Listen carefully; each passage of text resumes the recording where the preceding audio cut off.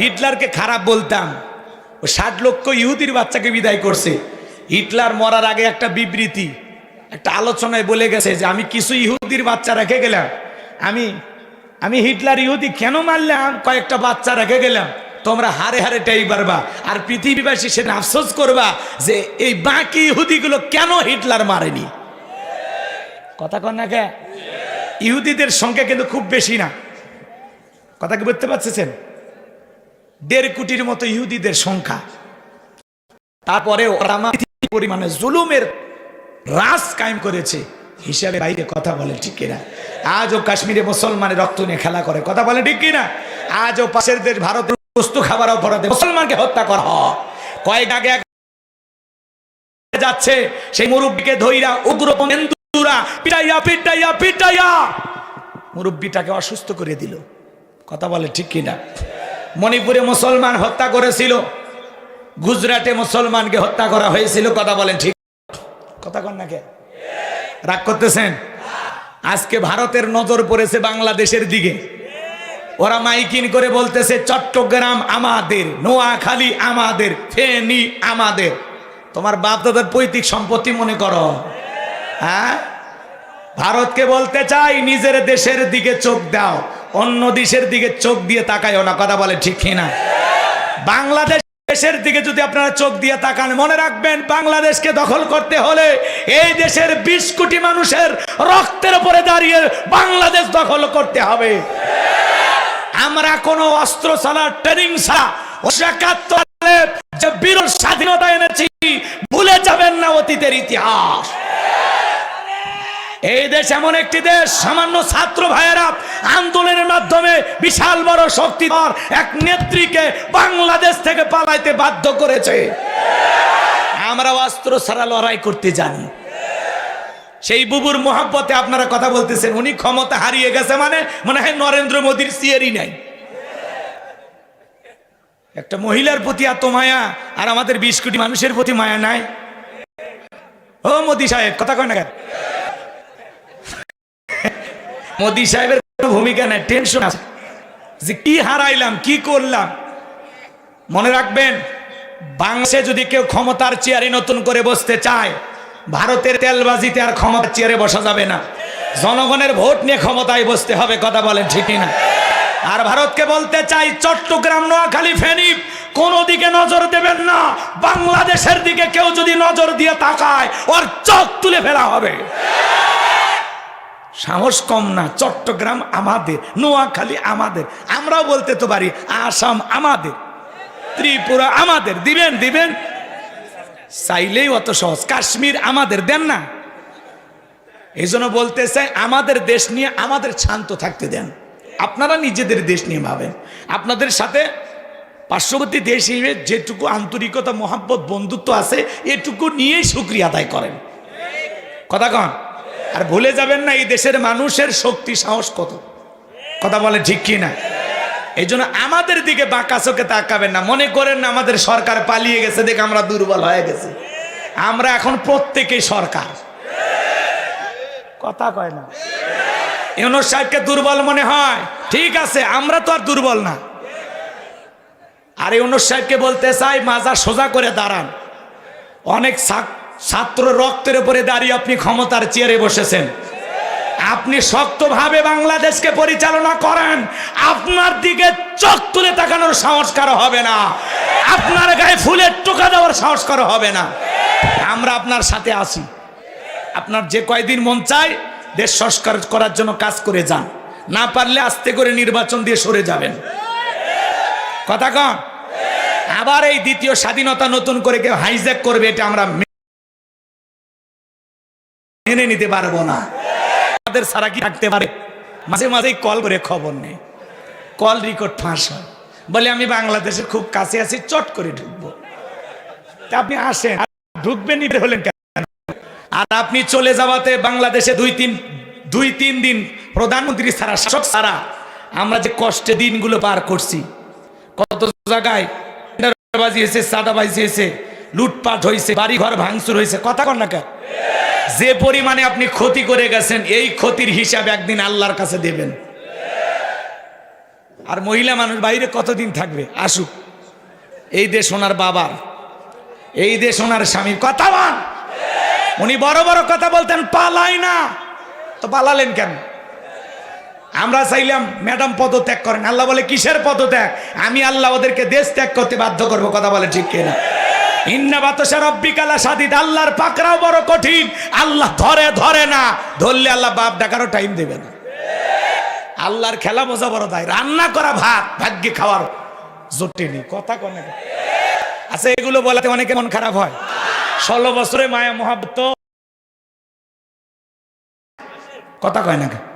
বুবু আইবা, তুমি আইবা গো, সেই দিন আইসা বুবু ক্ষমতা পাইবা না। বলবো আপনি বলে বলবো বুবু আইবা, তুমি আইবা গো, সেই দিন আইসা বুবু ক্ষমতা পাইবা না। খোঁজ নাই বুবু কাদের কাকার, অবস্থা খারাপ দরবেশ বাবার, হাউন আঙ্কেল এখন সামনে আসে না। খোঁজ নাই বুবু কাদের কাকার, অবস্থা খারাপ দরবেশ বাবার, হাউন আঙ্কেল এখন সামনে আসে না। নেতা কর্মী সব জেলের ভিতর, আমি আছি ডরের ওপর, কখন জানি আসে গ্রেপ্তারি পরোয়ানা। বুবু আইবা, তুমি সেই দিন আইসা বুবু ক্ষমতা পাইবা না। বুবু আইবা, তুমি আইবা গো, সেই দিন আইসা বুবু ক্ষমতা পাইবা না। ক্ষমতার চেয়ার থেকে নামা সহজ, কিন্তু ওই চেয়ারে ওঠা কঠিন। আর আমরা আগামীতে সিদ্ধান্ত নেব, আমেরিকা তাদের 47তম প্রেসিডেন্ট ডোনাল্ড ট্রাম্পের মতো মানুষকে গ্রহণ করেছে, এরপরে কমলা হ্যারিসকে তারা নেত্রী বানায়নি। আমেরিকা যদি সিদ্ধান্ত নিতে পারে, আমরা আগামীতে সিদ্ধান্ত নেব। আর যাই হোক, বাংলাদেশে কোনো নারী প্রধানমন্ত্রী চাই না, আগামীতে পুরুষ প্রধানমন্ত্রী কারা দেখতে চান? রাগ বেশি, জেদ বেশি, অভিমান বেশি। দেখেন না মাঝে মাঝে রাগ করে ঘরের আড়ি ফাতিল ভেঙে ফেলে দেয়, স্বামীরে তুলে আছাড় মারে। তো ওরা যদি দেশের চেয়ারে যায়, শান্তির পায়, জীবন চলে যাবে, তাও চেয়ার ছাড়বে না। আর একবার যদি জেদ করে, রাগ করে, পুরো দেশ আগুন লাগায় দেবে। এই জন্য সাবধান, আগামীতে আমরা পুরুষ প্রধানমন্ত্রী বানাবো। কথা যেন মনে থাকে। সত্যিকারের নেতারা পালায় না। আমাদের চাচাকে বলা হয় স্বৈরাচার। আমার ঈশ্বর চাচা ক্ষমতার চেয়ার থেকে পদত্যাগ করে জেলে গেছে, মাগার দেশ ছাড়েনি। বাপের বেটা বেগম খালেদা জিয়া অসুস্থ মানুষ, জেল খাটছে, এখনো কত কষ্টের ভিতরে থাকে, তারপরে দেশ ছাড়েনি, বাপের বেটি। আর আপনি সামান্য ছাত্রদের ভয়ে চলে গেলেন। কি দরকার ছিল? সংবাদ সম্মেলন করে পদত্যাগ করে আপনি দরকার হয় 2-3 মাস জেলে যেতেন। সমস্যা কি ছিল? কেন ছেড়ে চলে গেলেন? আমাদের প্রতি আপনার ভালোবাসা ছিল না? আপনাকে আমরা বলতাম মমতাময়ী প্রধানমন্ত্রী, কই গেল আপনার মায়া? ছেলেদেরকে এতিম করে চলে গেলেন। কথা রাগ করতেছে? এখন আর সন্তানেরা মায়ের কথা ভাবে না। কথাকে বুঝতে পারতেছেন বাজান? সামনে যাই অনেক কথা বলার আছে, রাগ করতেছেন। এই যে 2-1 মিনিট এই কথাগুলো বলেছি, কেউ আবার ভাইবেন না রাজনীতি। এটা হলো সমাজের বাস্তবতা, বাস্তবমুখী আলোচনা। এগুলো না বললে আপনারা আবার অতীত ভুলে যাবেন। অতীত ভুলতে দেওয়া যাবে না। মাঝে মাঝে নাড়া দিয়ে ওপর তোলা লাগবে। ভুলে গেলে সমস্যা। কাউকে আমরা ভুলতে দেব না। প্রত্যেক দিন আপনাদেরকে মনে করে দেব। আল্লাহ বোঝার তৌফিক দান করুক। জোরে বলুন আমি। কথা মনে আছে না নাই? নবী ডেকে বলে, বেলাল, ইসলামের অবস্থা কোনো ভালো না, কালেমা পড়ে আপাতত প্রকাশ করা যাবে না। হযরতে বেলাল ডেকে বলে, নবী, আমার জীবনের কোনো দাম নাই। আমার মনে ওমায়াকে বলেছিলাম, উর্দুম্বা ছাগল পেশাব পায়খানা করে দেয়, এই ঘরে থাকতে আমার বড় কষ্ট হয়। ওমায় ডেকে বলে, বেলাল, উর্দুম্বা ছাগলের দাম আমার কাছে আছে, কিন্তু তোর মতো কালো হাফসি বেলালের দাম আমার কাছে নাই। জোরে কন্যা হুজুবিল্লাহ। হযরতে বেলাল দেখে বলে, নবী গো, আমার জীবনের কোনো দাম নাই, আপনি শুধু আমাকে দোয়া করে ছেড়ে দেন, আমি যেন মৃত্যু পর্যন্ত কালেমার পথে টিকে থাকতে পারি। বলেন আল্লাহু আকবার। এবার হযরত বেলাল চলে গেলেন। পরের দিন সকালবেলা সূর্য উদয় হয়েছে, অনেকটা বেলা হয়ে গেছে। হযরত বেলাল দরজা খোলে না। অন্যান্য চাকর বাকর যারা আছে নালিশ নিয়ে চলে গেছে উমায়ের কাছে, যা বলে নেতা এখন পর্যন্ত বেলাল দরজা খোলে নাই, তাই নাকি? বলে হ্যাঁ ঠিক আছে চলো যাই। দরজায় ডাক দেয়, বেলাল দরজা খোলো। হযরতে বেলাল দরজা খোলে না, জোরে করে ধাক্কা মারছে, দরজা খুলে গেছে। এইবার হযরতে বেলাল যেই ঘরের ভিতরে থাকে, উমাইয়া তাকায় দেখে ওই রাত্রিতে, যেই রাত্রিতে বেলাল কালেমা পড়ে মুসলমান হয়েছে, ওই দিন একটা উটদুম্বা ছাগলের কাছে কোনো পেশাব পায়খানা নাই। জোরে কোন মারহাবা।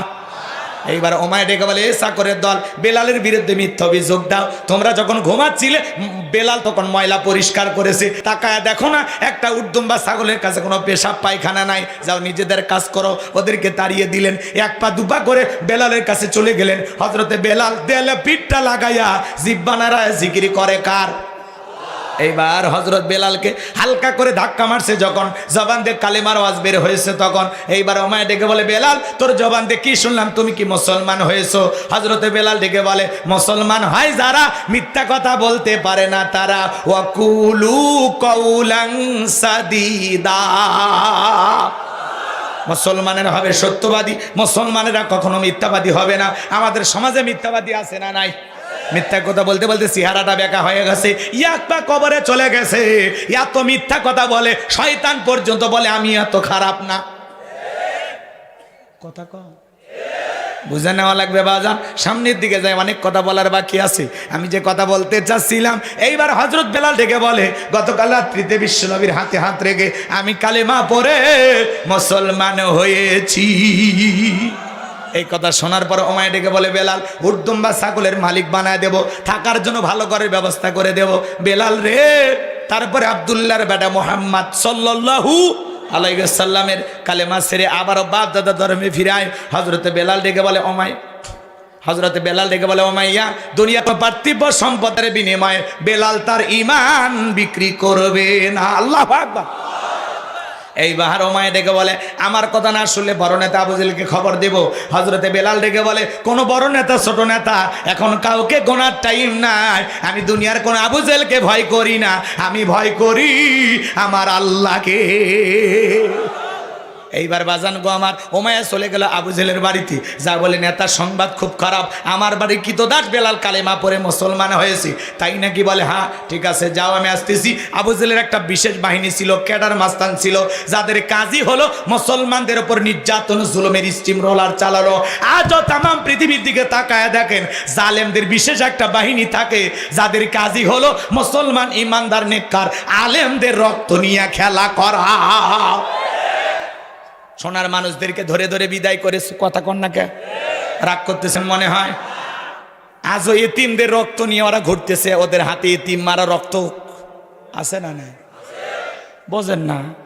বারবার নাম বলা লাগবে? ইশারা দিলে বুঝবেন যে হুজুর কার কথা বলতেছে। ঠিক আছে, কথা ক্লিয়ার? আজও মুসলমানের রক্ত ওদের হাতে লেগে আছে, মনে না? কথা কন না কে?